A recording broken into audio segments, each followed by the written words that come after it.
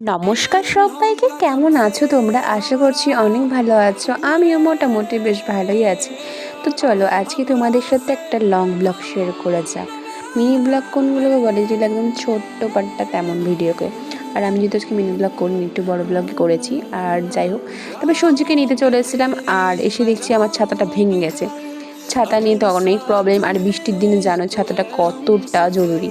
এই যে এই মেয়েটা হচ্ছে বাসে চড়তে পারে না গো, এত বড় মেয়ে বাসে চড়তে পারে না, দেখতে পাচ্ছ কেমন করছে, ওর খুব বমি হয়, বড় কথা হচ্ছে সেটা। তো যাই হোক, ওকে আমি অনেক চিন্তায় ছিলাম যদি বমি করে দেয় কী হবে।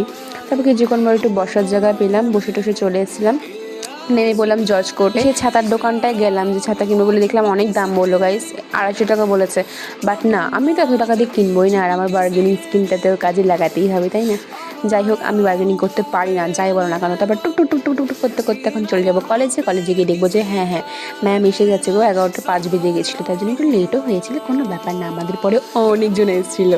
আমাদের সঞ্চি মনা চলে গিয়েছিল পা ধুয়ে এসে ক্লাসে আসলাম। তারপর দেখছি ম্যাম লেখাচ্ছে, হ্যাঁ লেখানোটা এখনও স্টার্ট করেনি। তারপর লেখাটা কমপ্লিট করে এখন আমরা একটু বসবো, একটু হাওয়া টাওয়া খেয়ে তারপর বেরোবো। হ্যাঁ মনে পড়লো যে আমাদের কম্পিউটারে যেতে হবে, তো ফোন করেছিল যে তোমাদের সার্টিফিকেট চলে এসছে, তোমরা নিতে চলে আসো। এইখানটা যে কি সুন্দর আলো দিয়েছে, কি বলবো, মনে সেলফি জোন করে দিয়েছি। তারপরে যে এই নিয়ে যখন আমার ফোনটা হাতে পাই, শুরু করে দেয় ব্লগিং করা। আমি ঠিক আছে, তুইও ফোনটা কেন, তারপর তুই ব্লগিং করবে, আমাদের গ্রুপটায় তো সবাইকে আমি ব্লগার বানিয়ে দিয়েছি, তো সেটাই করবি, সবাই মিলে ভিডিও করবো। টুক টুক টুক টুক টুক টুক টুক টুক টুক টুক করতে করতে চলে গেছিলাম কম্পিউটারে যাওয়ার রাস্তায়। আর যে বিটি কার সাথে গল্প করছিল না, বয়ফ্রেন্ডের সাথে, ও তো সবাইকে বলে বয়ফ্রেন্ডের না না নেই গো ওর।